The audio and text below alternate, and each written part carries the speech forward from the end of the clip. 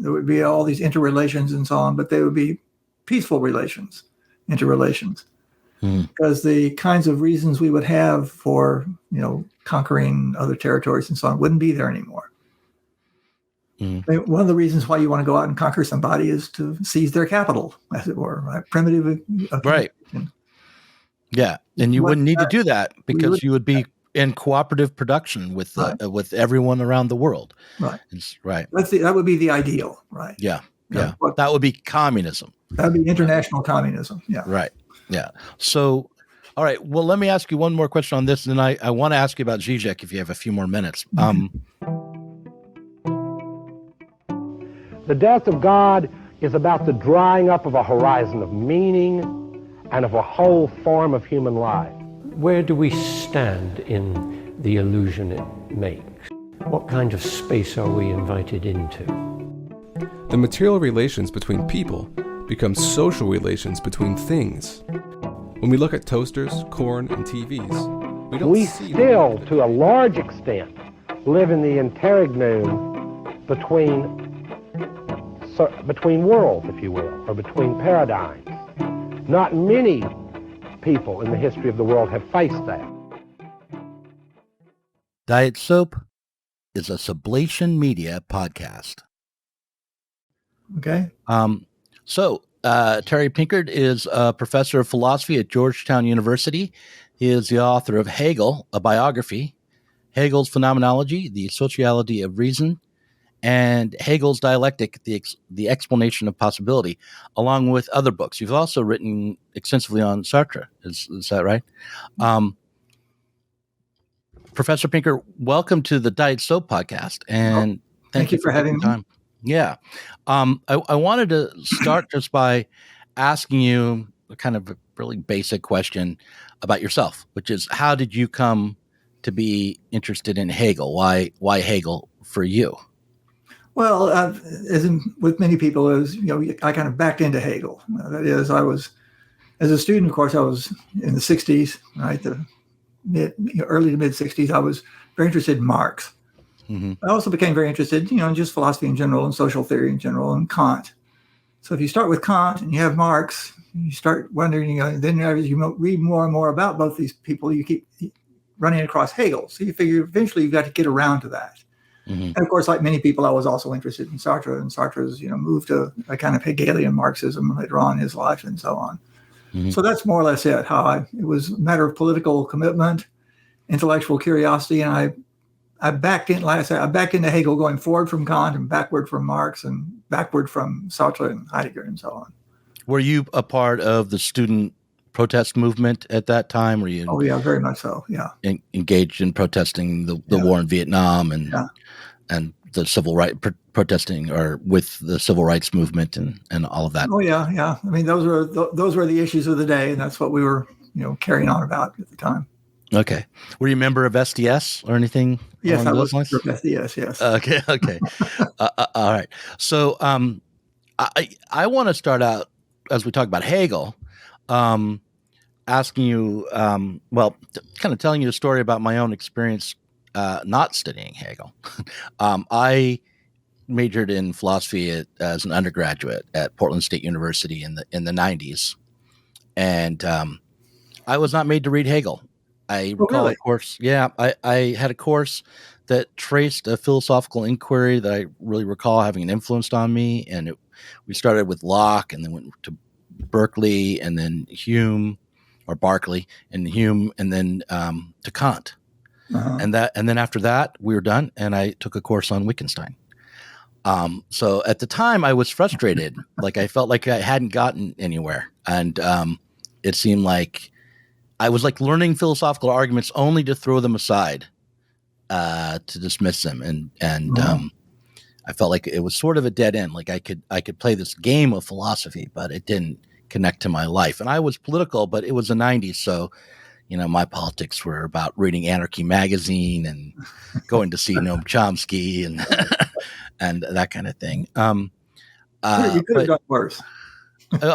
Yeah. So, but So why am I right in thinking that Hegel was sort of dropped from the American university curriculum? Oh, yeah, in philosophy? it's a long and complicated story, but Hegel was dropped for a variety of reasons. I mean, first, let's put it like this. In the First World War, there was a tremendous anti-German feeling in the United States, such that even John Dewey got into the act of, condemning everything German philosophy and so on. And after the Second World War, Karl Popper wrote The Open Society and Its Enemies, right, where he accused Hegel in many ways of being the author of kind of totalitarianism and fascism and so on. This is at the same time in the post-war period when all the anti-totalitarian stuff was coming to the fore. So Hegel was blamed for, you might say, German militarism in World War I, Nazism in World War II, and for being just a complete and total obscurantist, right? So this also came back to, Russell and Moore at the very beginning of the 20th century were breaking with their Hegelian teachers and so on, the older guard there at Cambridge and Oxford. And so Hegel was regarded as an obscurantist who didn't understand modern science or logic. He was then blamed, at least in the American scene, for World War I and World War II. Right? Then he was blamed for being the author of totalitarianism. So he was in pretty bad standing, you might say. So we wanted to understand why Hegel dropped out. The other thing, of course, about this is that there's, getting rid of Hegel as part of the great creation myth of analytical philosophy. That is, analytical philosophy was born specifically by people like Russell rebelling against Hegelianism. So they weren't rebelling against Spinoza and they weren't rebelling against this or that. They were rebelling against Hegel. He was so it's only by killing Hegel did analytical philosophy arise. And thus you got this kind of view that, still is prevalent among a lot of philosophers that, that you don't need to read Hegel. It's kind of, I don't read Hegel and I'm proud of never having read Hegel. So that's part of the background of all that.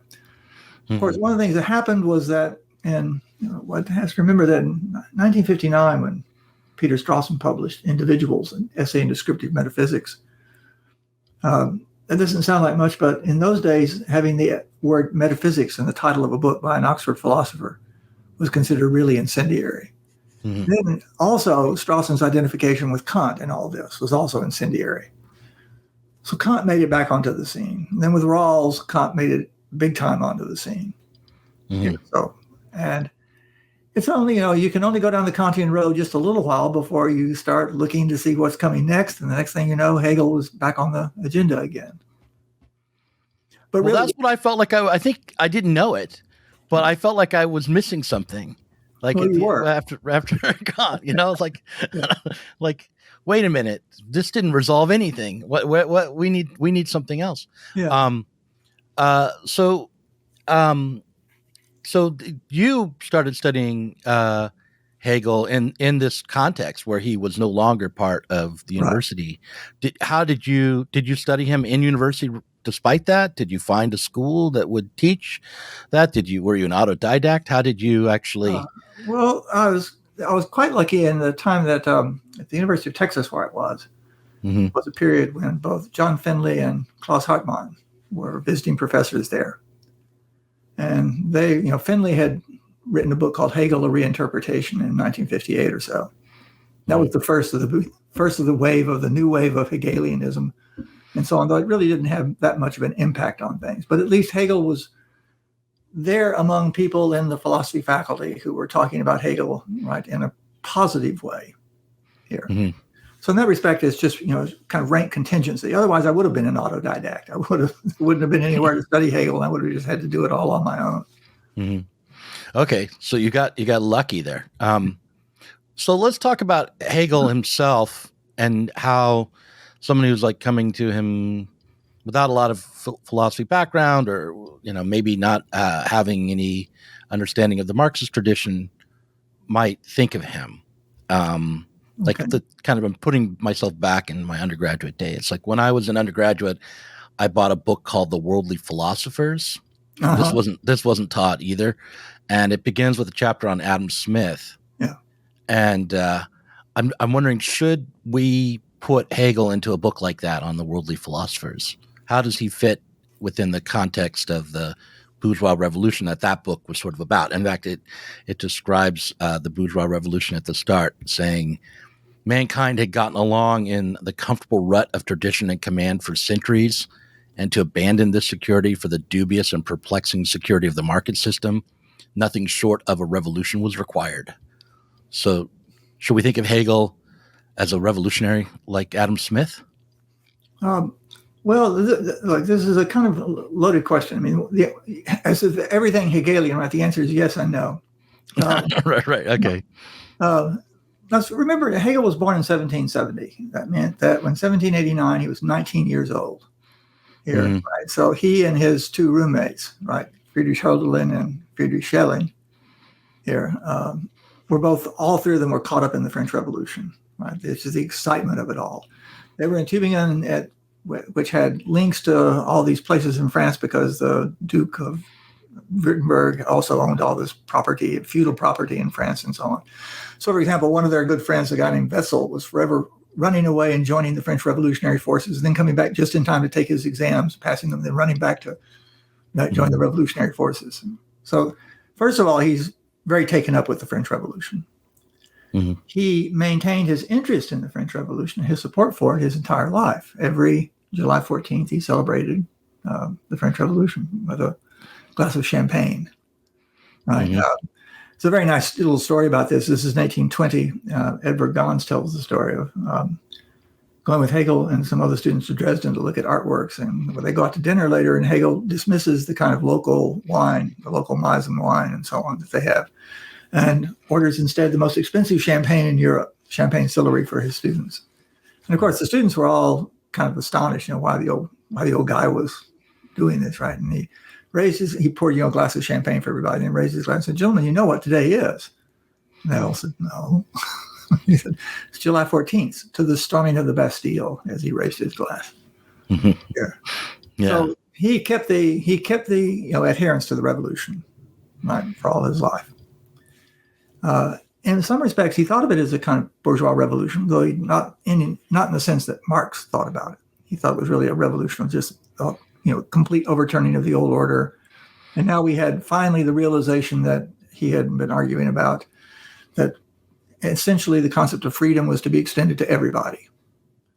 In his lectures on the philosophy of history, Hegel was very good at, and lectures on art and all this stuff, he was always very good at coming up with very nice little one sentence, kind of abbreviations, because, he knew that the students were often tuning out and so on. You needed little headlines to keep them tuned in. Mm-hmm. And it was that history moves from one is free, a kind of emperor or chieftain, to some are free, a kind of a male aristocracy, to the idea that all are free.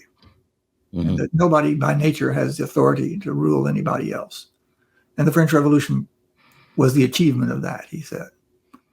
So he was very much, so his thought was very much tied into the revolution. Now, one of the ways to look at the later Hegel, back up in 1807, he published the Phenomenology of Spirit, which he said is really, he says in the preface, everyone around us can see that a new world is being born at this point here. Mm-hmm. By the time he finally got a job teaching as a professor of philosophy in 1818, that's 10 years later. In the meantime, he had been jobless, then he was editor of a newspaper, then he taught high school for a number of years and so on.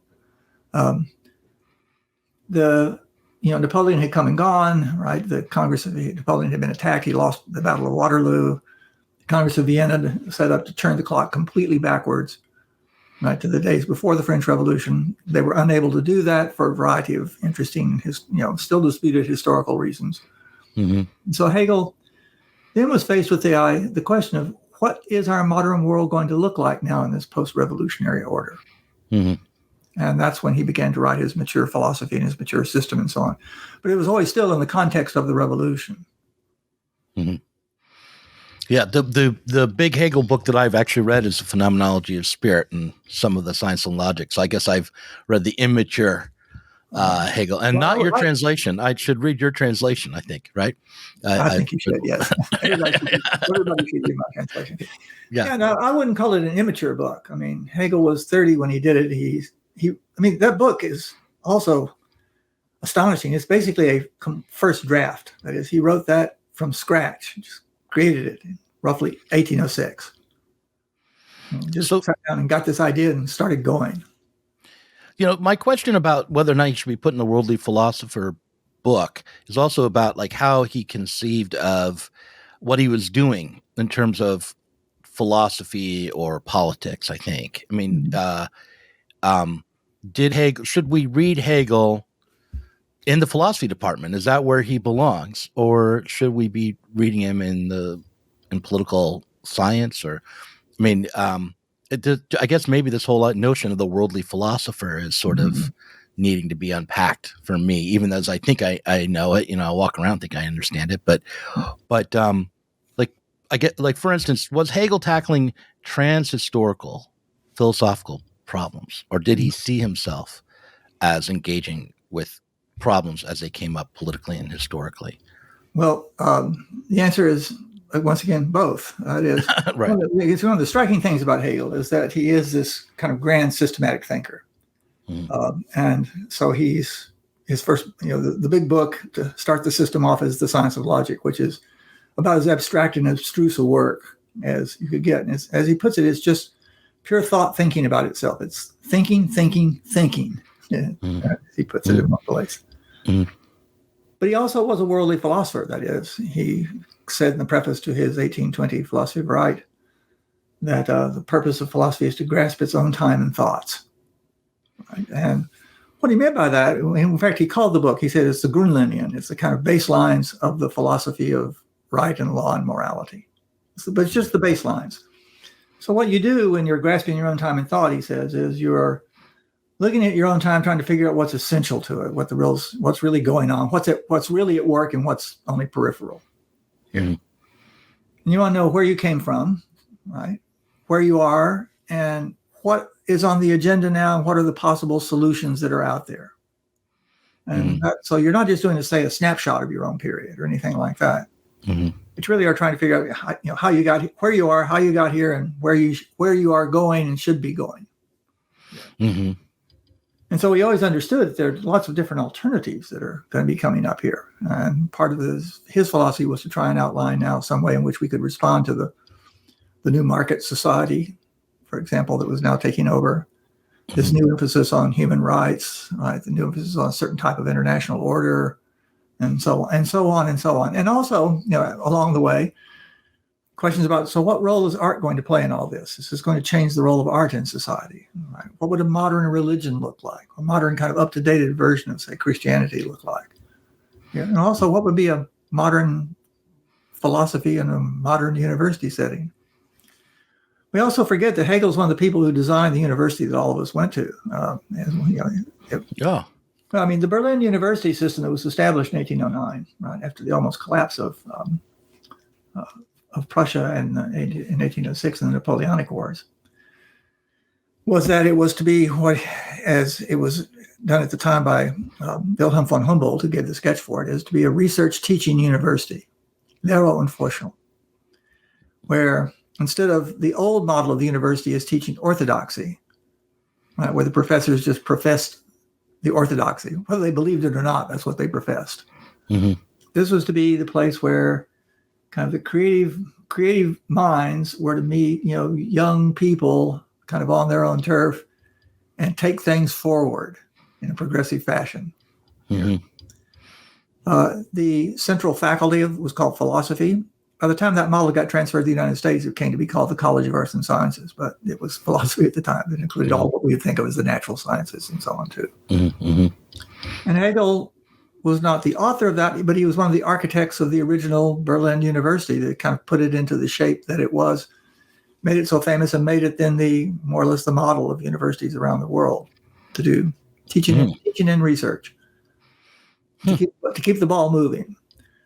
So Hegel's philosophy is systematic, right? It's both very abstruse. It's about metaphysics and logic. It's also about its own time grasping thoughts. It's about politics. It's about art. It's about religion. Fundamentally, Hegel oriented this all around one central question, which was, he said, it's essential to Geist as this kind of I translate Geist instead of mind or spirit. I don't translate, but I think you should interpret it as equivalent to self-conscious life. Human life is self-conscious life. And the fundamental feature of self-conscious life as Hegel had it, was to try and understand what it was to be a self-conscious life, what it meant to be a self-conscious life. And you can now read the history of the world as various attempts, politically, aesthetically, religiously, and so on, to come to terms with that. And one of the features of our modern attempt is that we think that we got to be making progress. And we also think that everybody's free. Everybody's entitled to the right to freedom and so on. But this is all held together by this question of what does it mean to be a self-conscious life, and how do we get an interpreting grasp on that? Since every time we give an interpretation of ourselves, we make ourselves into a moving target that just keeps now. As soon as we got it, now we've changed. Yeah, when you say that, I think to contemporary ears that maybe there might be a chance for a misunderstanding, because when you're talking about a self-conscious life, you're not talking about just like advice for individuals. Like you're not saying, how do we help ourselves to know ourselves? It's more as a social question for the whole of society. Right. Well, this is a very good question. Here's the short Hegelian answer. The short Hegelian answer is a large part of the modern world has tried to understand this is only an individual problem. But in fact, we are individuals only as part of a larger social network. We are inherently social. Our capacities for rationality and self-understanding are social capacities. We have to understand that. We have to have a place for the individual and a place for the sociality and so on. And of course, it is one of the pathologies of modern society that we tend to think of this as purely an individual question, as if I somehow have all the resources I need on my own to answer that without having to rely on anybody else. And that is an illusion. Right. But it's not that we shouldn't seek as individuals to have a self-conscious life and be free as individuals. It's just that for individuals to be free, Hegel would say that the entirety of society would have to be free as well. Once again, you can be free only if others are free. Right. The Greek solution was, of course, the opposite. It was that some, the males of the Athenian polis, could be free only if other people were not free, only if women and slaves were not free, because you could only be free if you could participate in all these discussions. So the dirty work had to be handled by other people. The modern principle is we can be free only if all are free. Right. That's a very different kind of view there.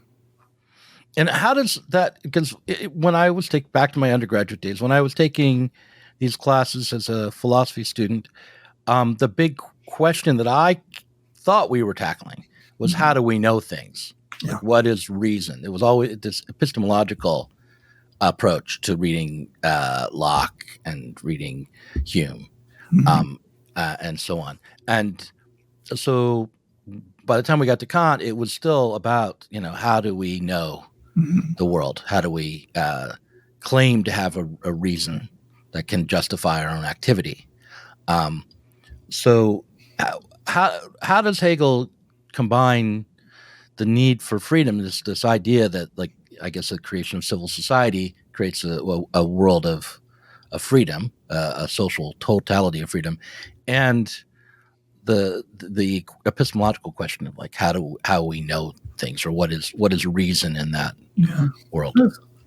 All these are great questions. They're all the things that bothered Hegel.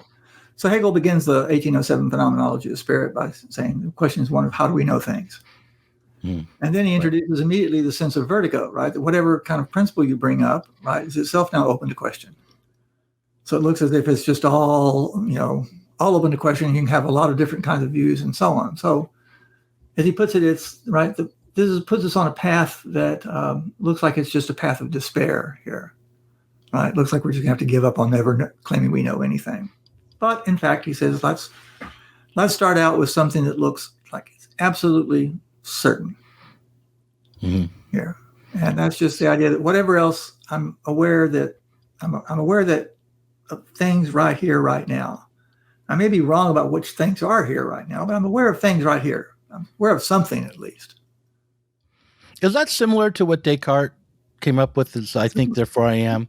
It's similar. It's similar, but again, interestingly different, because it's not a I think, therefore I am. It's just I know that there's something here. Right. Right. You called it this here now. This here right now. Now, one of the things he tries to do is to try and show that if you try and take that out, once you start thinking about that, that breaks down as a unified account. It ends up being a kind of contradictory account. And to make that work, you've got to realize that you were never really just saying this here and now. You were also talking about things with general properties. And then that looks like it's enough. And then it turns out actually, to talk about things with general properties, you have to talk about them as in a background and their relation to other kinds of things, as expressing certain types of regularities and laws and so on. And so yet again, it's broken down and now requires something further. And when you look at that kind of thing, then you understand that really there's a kind of self-consciousness going on there. Right. That's where we get to maybe that, I think. And then all of a sudden it turns out that self-consciousness is not itself just automatically going to solve all the problems, because there are the differences that self-conscious agents have about now what counts as a reason. Who speaks with the authority of reason itself? And that gets you into a competitive struggle, right, about who speaks with the authority of the whole, of the totality. And that resolves itself in mastery and servitude, which itself then falls apart. The master demands recognition from the slave, but the master at the same time claims the slave doesn't have the authority to give the recognition. Right? So you're forever, as if saying, Doug, recognize me. You say, okay, I will. So well, it doesn't count, though, because you're not the kind of person who can give me the recognition I need. Right. Okay, so I'm going to go, this is familiar territory. Part of, you might say, part of Hegel's dialectic, Right. I just want to go back to so you begin with sense certainty, and by beginning, you're presuming that there's an attempt to understand. There's something that you want to know. Maybe you don't even know that there's a you who wants to know, but there's a questing after knowledge there to interact with the world. So it's dialectical kind of from the start, right? It's not just a being, it's not just existence, but there's a relationship, there's a seeking after. I'd say what happens is you start out relatively certain about something, then you find that you're contradicting yourself. So you find you're just babbling. Yeah. Okay. So you say, back up. Let me think. Okay, here's what I really meant. I really meant this. But then you start contradicting yourself again. You find you're just babbling. Right. It's that finding yourself babbling, right? Not making any sense. That is what is driving on that part of the dialectic, at least in the phenomenology. Okay. So let me give you an analogy. And he starts give me an analogy. Yeah. The science of logic, right? He starts out in the same way. He says, what is the most general concept we could have? And it's the concept of just being, to be, isness, you might say. Good. Okay, what does it mean to be? Well, it means not to be nothing. What does it mean to be nothing? Well, it means you're not being. So being and nothing just mean not each other. Okay, now, what's the difference between them? You can't state the difference. Now you find yourself babbling. Right, because once you try to state a difference between being and nothing, let's, for instance, I would say, if it exists, if it's a being, then it would have extension. That's going down the road now. Here, I was already you're already far down the road from this. Right, yeah. Right. But to say that, it's you would then ask extension in what, right? And then I would say, well, let's say it's in nothing. Then does nothing have an extension? So so you get this idea of negation just built in to the system of thought, and it's what I think is driving everything. And once again, what's driving all this is the attempt to make sense. The Oxford philosopher A.W. Morris talked about in relation, say, to Wittgenstein and so on. There's making sense of things, and there's making sense of making sense. Right. And philosophy, in many ways, is about making sense of making sense. What are the parameters under which we can make sense? Right. That's why Hegel calls his first book Logic. We're looking at the parameters of sense making. But it's also metaphysics. It's also about things. So, let me ask you about the self-consciousness. Why you replaced spirit with self-consciousness? Because I'm trying to figure out how Hegel is historical, like how this is different than maybe the way Plato would have approached the similar kinds of questions. And so the need to make sense, or to, would that be also similar to like the need to justify your opinion? Yeah, related to it, yes. Mm-hmm. So this need to make sense, it seems like it arises when you find yourself babbling. Is that right? No, that's kind of the way the dialectic works. Yeah, I mean, Yeah. we find that. I mean, it's probably because the need for it arises when we find that we're not making sense. Like, put it to it this way: in that book on the world philosophers, they said, well, they had spent centuries in a rut of traditional society command, Yeah. And I kind of imagine that if you lived in that rut, the need to make sense might not be so readily apparent, even if you were getting reasons put to you. Or the difference between like a university system where you just recite doxa rather than try to create a conversation. Mm-hmm. The need to actually make sense might not be as evident. Right. It'd be more like rote memorization in that system. Heilbronner's book on the worldly philosophers Mm-hmm. states a kind of thesis about modernity. Oh, you knew which book? Did I mention his name? You knew which book it was. I read that book a long time ago. yeah. 1953. Yeah. Yes, it states a thesis about modernity. Mm-hmm. That modernity is this break with the past, and that the reason we broke with the past was we were in a rut, right? Mm-hmm. And then now we figured the way out of the rut. In this case, it's not a dialectical book. It's really a book that we, at some point, you can argue about which century, 15th, 14th, 16th, 17th, whatever, right? 18th. We threw over tradition, right? Mm-hmm. So we quit relying on sacred books or the voice of nature or, our holy ancestors and so on, right? We just started inventing all this stuff, right, with reason alone. And now look what we've done. I mean, we've got, all this great market economy and everything's just hunky-dorky and so on and so on. Mm-hmm. Right. And that's a certain type of story that modernity has told of itself. It's certainly a story that is still alive and kicking, although it's breaking down in all kinds of different ways now. And one of the things that Hegel wants to do is historicize that story of modernity, to understand why it was that modernity took that kind of form of understanding itself as breaking entirely with the past and thinking now it's, thrown out all, there's no continuity, it's just throwing out all this stuff and so on. And that we've also replaced it with a whole bunch of other better ideas and so on, etc. Right. So, I mean, Hegel very much historicizes all this. He wants to say that modernity is a particular kind of story that Europeans started telling themselves at a certain point in time for a certain type of reason having to do with the kinds of difficulties they were finding themselves in and so on. Mm-hmm. So,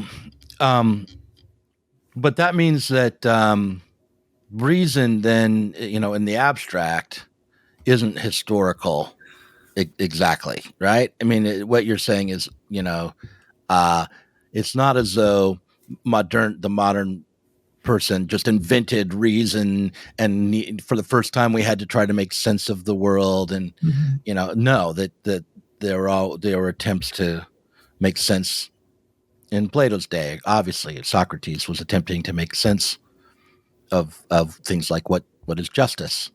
But would the difference between the kind of modern reason and the reason of in the time of Socrates be this self-consciousness Hegel wants to say, yes, it was about a certain type of self-consciousness. It was a certain type of way of understanding what it was to be a self-conscious being, what spirit meant to itself at that time. What it was to be geistig, right? The Greeks had a particular kind of conception of that. Hegel thought it also involved a kind of deep contradiction in itself, because it was a view that held that there was a certain kind of and for example, with Socrates, there was a certain type of universalistic morality that was possible. Right? Hegel says in his lectures on the philosophy of history, he says, people often talk of Socrates as the discoverer of morality. Actually, he's the inventor of morality. Right? That is, rather than there being rather than our, say, our obligations and so on, our commitments being bound to a certain type of social and cultural, sphere.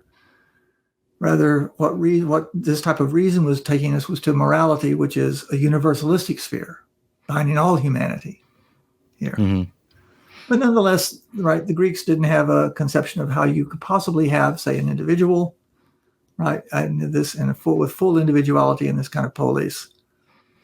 And the kind of strains that is put on the polis were just too much to take, right? So what began to happen was, Hegel thought, is that as the Greeks lived out this kind of thing and this kind of life, and this philosophical questioning with Socrates and then Plato and then Aristotle and so on entered, that the kind of Greek life that they had began to look like it made less and less sense. As if life, completely were to be exhausted in being a member of the polis, and that required slavery, and that there was, no other way to run an economy other than a slave economy, right? Other historians have since made this kind of point, right? That by and large, right, for the ancient world, slavery was just the way things were done. Maybe considered to be unfortunate, to be very bad business, and so on. But on the whole, nobody questioned the institution itself. Mm-hmm. And that put too much of a strain. Eventually, in their tragedies, particularly in something like Antigone, right, the Greeks began to put on stage now not a philosophical, but a kind of aesthetic, artistic representation of what they were about, and it didn't make sense. Right. Right. And that began, so it's when they stop making sense. Suddenly at this point, right, philosophy arises. Philosophy comes on the scene as this form of life is on the way out, basically. Right. Well, I'm going to make a kind of a lateral move here. I'm not sure if it makes sense, right? But,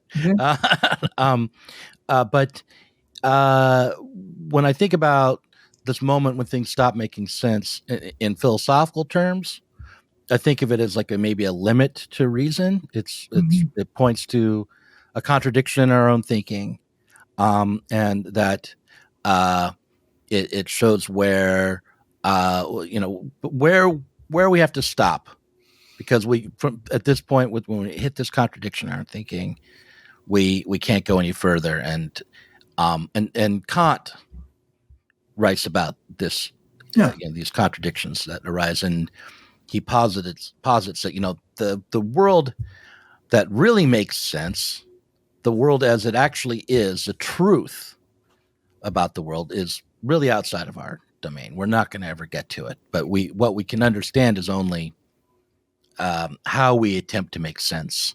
The different categories that are in our sense-making apparatus, like extension or time or things like that. And Hegel was not content with that limit, right?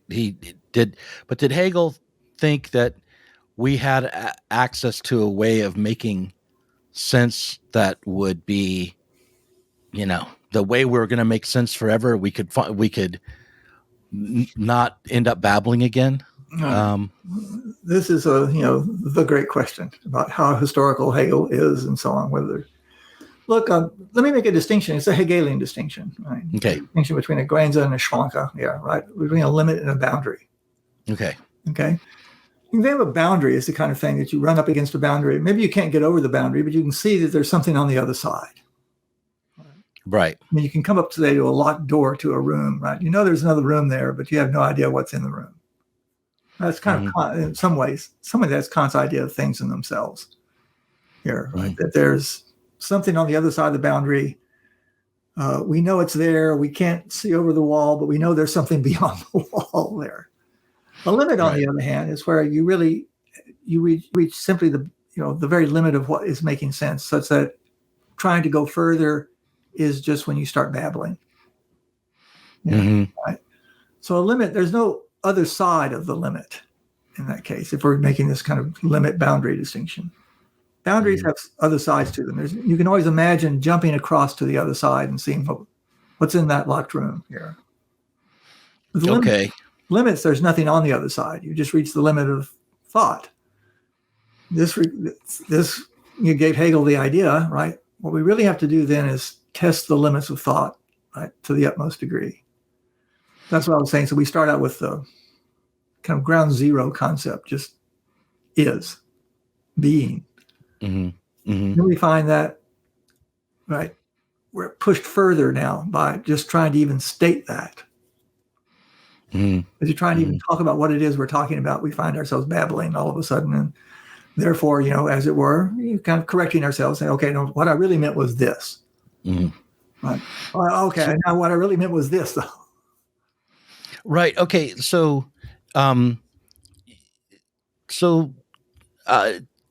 did Hegel believe that there were these limits then? Yeah. And Kant thought the same way, that there were these limits that. Well, Kant thought there were limits to what made sense to us, but these limits were boundaries.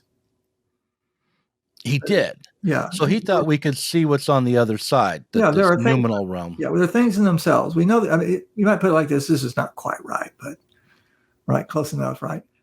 We know there are things in themselves, independent of us. We have no idea what they are. In principle, no idea. We don't know whether it's one big substance like Spinoza thought, or it's a bunch of different forms like Plato thought, right? Or monads as Leibniz thought, right? We have no idea.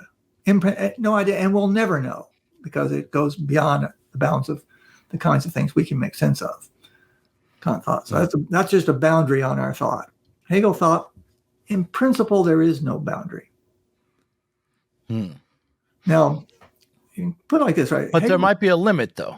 There might be a limit, yes. Now, one of Hegel's contentions that he had with the Romantics of his own day was the Romantics wanted to say something like, well, there are limits to reason, but these limits are just kind of boundaries. There's something out there that we can get at in a non-rational way.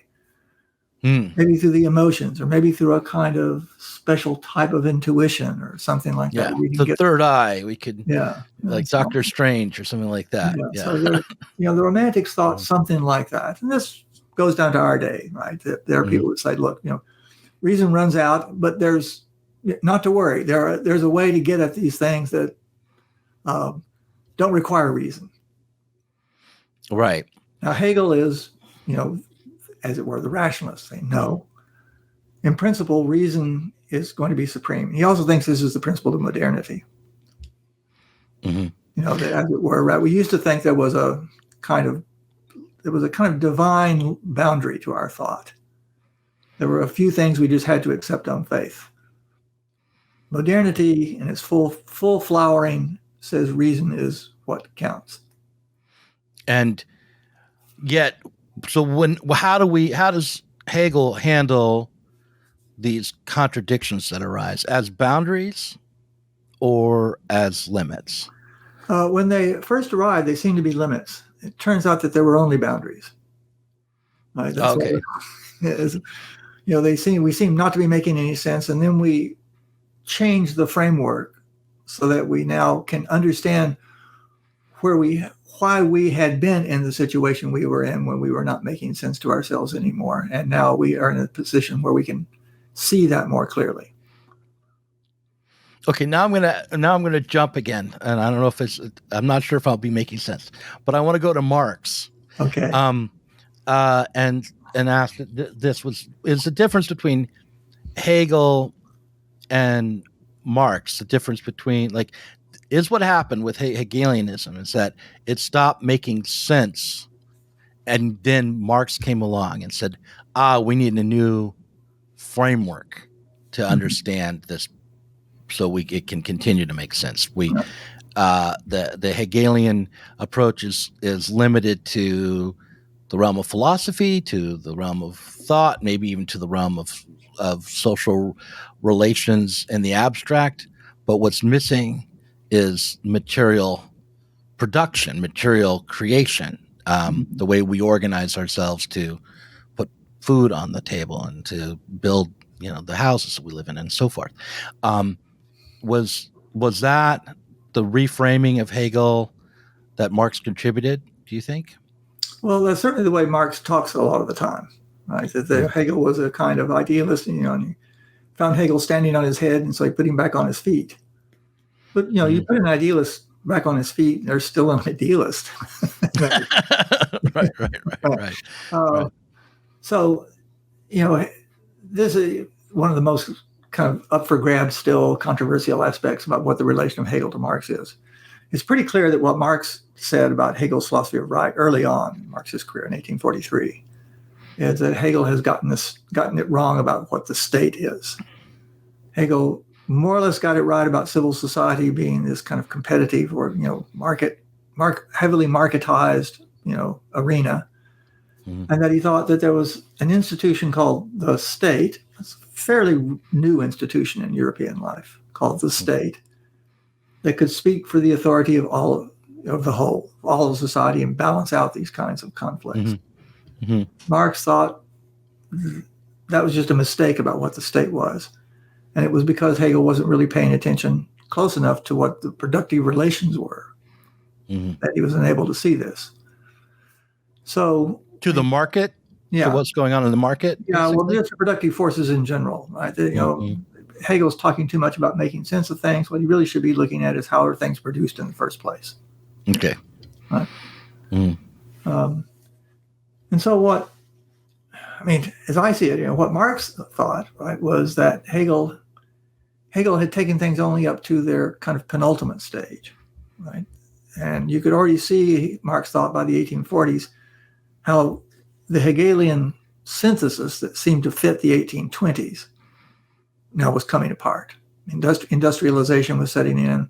The rise of a widespread European proletariat was beginning to take shape and so on in ways that it simply hadn't been, right, in Hegel's time. Right?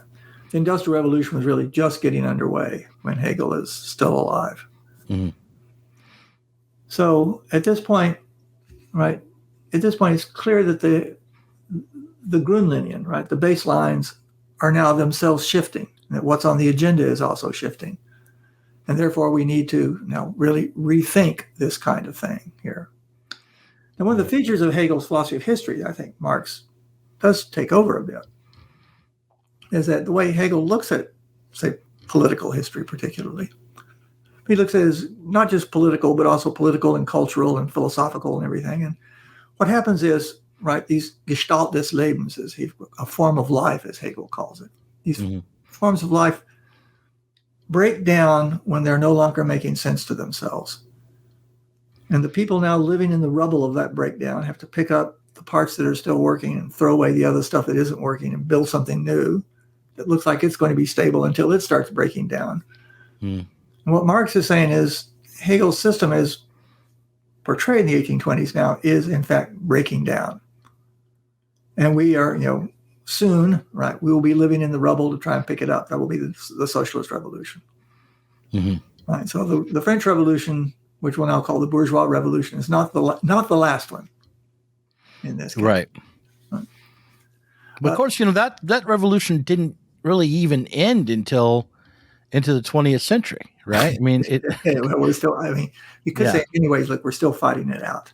The French Revolution proclaimed, liberty, equality, and fraternity. On that basis, yeah. But I'm just thinking, like, you've gotten rid of most of the aristocracy, and you don't have czars. You have, right, some sort of formal democracies dominating the globe. That's, takes until after World War II for that to really be the case. It seems to me. Also true. Yeah. And it's also, I think, true. One of the ways you can look at it slightly more abstractly, you can say, look, one of the things that happened in the French Revolution is that people like Marx thought, Marxists for a long time said, this was a bourgeois revolution. Then there were all these, historians who stepped in the 60s and 70s and 80s and so on and said, actually, if you start looking at, who benefited from the revolution, start actually looking at the facts on the ground here, a lot of aristocrats benefited from this. This new market society that got opened up and, the new relations of property. And they made a killing in real estate. They made a killing by investing in the railroads. They did all this stuff here. So, there was a bourgeoisie that, benefited. There was a bourgeoisie that also lost a lot. There was aristocracy. What really happened was the political role of the aristocracy vanished. They no longer automatically had this kind of rulingship. But still now this overall group of people, I say the group of people who are still giving the orders are the people who control the wealth and finance and things like that. Right. And that group of people has never gone away. Right. The great democratic movements of the late 19th and also during the 20th century have been movements to try and actualize the potentiality of the French Revolution, to claim that we really do want liberty and equality.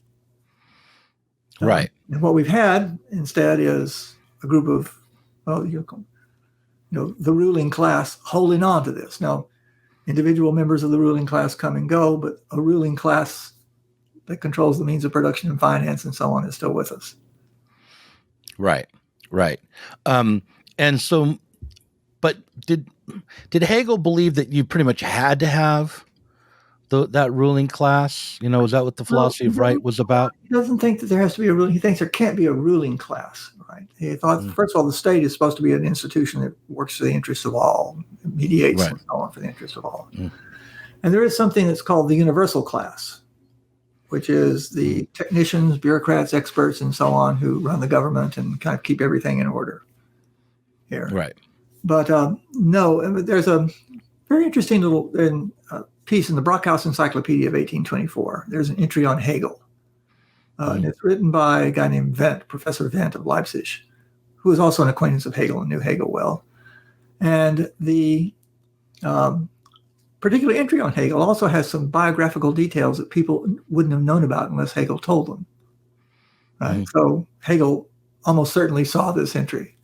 And Wendt says in this entry, I'm getting to the real point, he says, some people have accused Hegel, right, of basically, acting really in the interests only of a kind of ruling elite in society.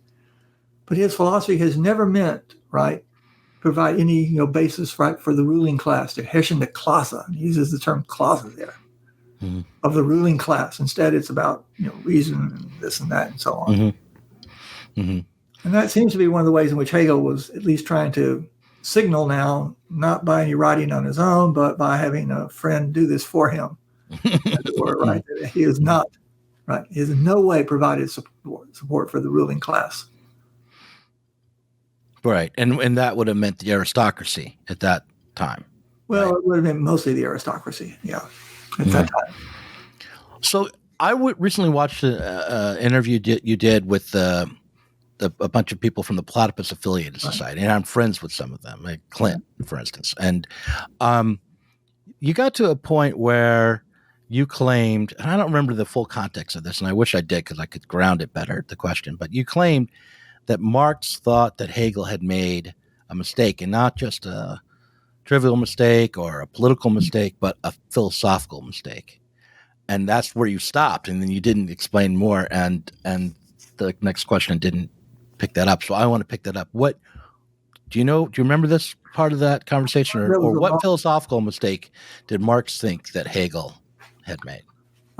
Marx thought the philosophical mistake Hegel made was that he thought that it was possible for there to be a particular group in a class-driven society, right, that could speak with the voice of the whole, speak with authority, and speak for everyone.